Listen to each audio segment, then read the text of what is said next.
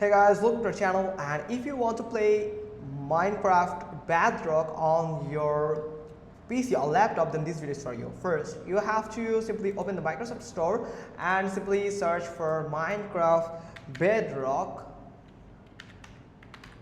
just like this.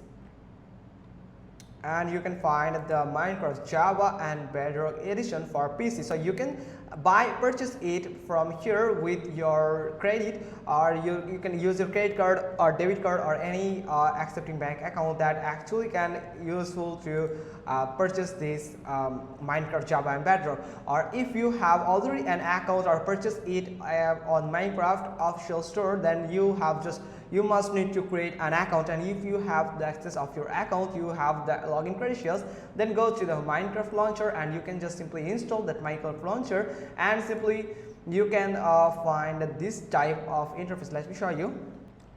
Just like this, you can find the Java edition, and you can also find the Minecraft Bedrock Edition from here. You can simply click on that, and you have to simply first log into your account, but don't forget to sign in to your account, otherwise you can actually access the Minecraft Bedrock. So you have to access with your Minecraft account that you have make when you have just create your account, or when you have just purchased the Minecraft Bedrock.